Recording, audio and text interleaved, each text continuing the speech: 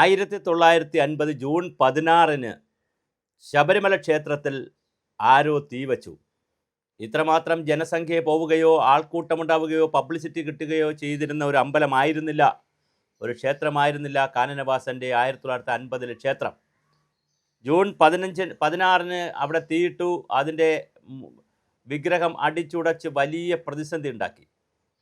അതിനുശേഷം ആ സമയത്ത് തിരുവിതാംകൂർ രാജഭരണം ബാലനായിരുന്ന മാർത്താണ്ഡവർമ്മ തിരുനാളായിരുന്നു. അദ്ദേഹത്തെ കാണാനായി തിരുവിതാംകൂറുകാർ ഇവിടെ എത്തുകയും തിരുവിതാംകൂർ കൊട്ടാരത്തിലെത്തുകയും അമ്മ മഹാറാണിയെ കാണുകയും അമ്മ മഹാറാണിയിൽ നിന്ന്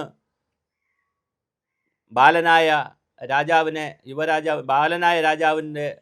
അടുത്ത് സംസാരിക്കുകയും അങ്ങനെ പുതിയ വിഗ്രഹം വയ്ക്കാൻ തീരുമാനിക്കുകയും ചെയ്തു. പക്ഷേ പുതിയ വിഗ്രഹം വയ്ക്കുന്നതിന് പഴയ വിഗ്രഹം തീവയ്പ്പിൽ പൂർണ്ണമായി നശിച്ചു പോയതുകൊണ്ട്, അതിൻ്റെ മോൾഡ് പോലും ഉണ്ടാക്കാൻ കഴിയാത്ത രീതിയിൽ നശിച്ചു പോയതുകൊണ്ട് എന്ത് ചെയ്യണമെന്നറിയില്ലായിരുന്നു. അപ്പോഴാണ് തിരുവിതാംകൂർ രാജകൊട്ടാരത്തിൻ്റെ തേവാരപ്പുരയിൽ, അതായത് അവരുടെ ഈ ആരാധനാപുര അല്ലെങ്കിൽ പൂജാമുറി എന്ന് പറയുന്ന തേവാരപ്പുരയിലൊക്കെ ഇരുന്ന അവിടെ ഒരു വെള്ളി വിഗ്രഹം, അതായത് ശബരിമല അയ്യപ്പൻ്റെ മാതൃകയിലുള്ള ഒരു വെള്ളി വിഗ്രഹം ഇരുന്നു. അതെടുത്ത് കൊടുത്തു.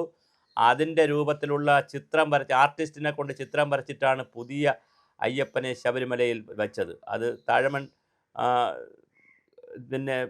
മഠത്തിലെ തന്ത്രിയാണത് ചെയ്തതും. 1951 അത് സംഭവിച്ചത്. ഒരു ഇടവമാസത്തിലോ മറ്റോ ആണത് സംഭവിച്ചത്.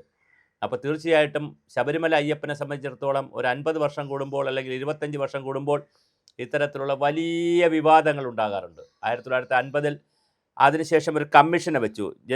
DGP കെ കേശവമേനോൻ്റെ നേതൃത്വത്തിൽ ഒരു അന്വേഷണ കമ്മിറ്റി ഉണ്ടാക്കി. അന്വേഷണ കമ്മിറ്റി മനോഹരമായ റിപ്പോർട്ടും കൊടുത്തു. പക്ഷേ ആ റിപ്പോർട്ട് ഗവൺമെൻറ് നിയമസഭയിൽ വച്ചില്ല. അതിന്നും ദുരൂഹമാണ്.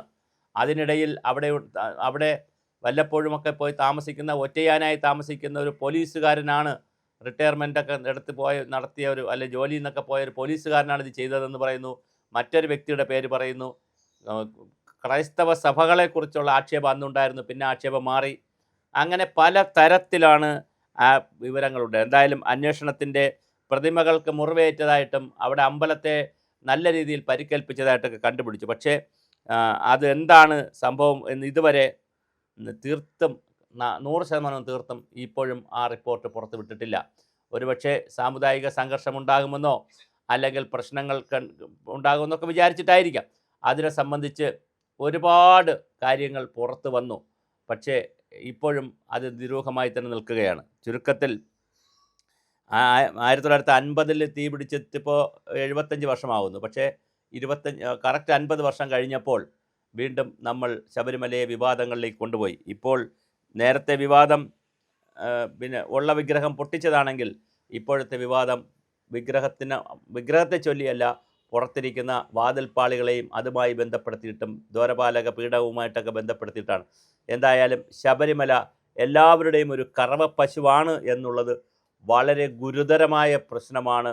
എന്തായാലും 1998 വിജയ് മല്യ അവിടെ 10-18 കോടി രൂപയുടെ സ്വർണം കൊണ്ടുപോയി വെച്ചതും 5 കിലോ വരുന്ന സ്വർണ്ണമൊക്കെ കൊടുത്തെന്നും ചെമ്പ് കൊടുത്തു എന്നൊക്കെ പറയുന്നത്. അന്ന് മുതൽ കഴിഞ്ഞ 26-27 വർഷത്തെ ചരിത്രം കൃത്യമായൊരു ധവളപത്രത്തിലൂടെ സമൂഹത്തിനെ അറിയിക്കേണ്ടതുണ്ട്.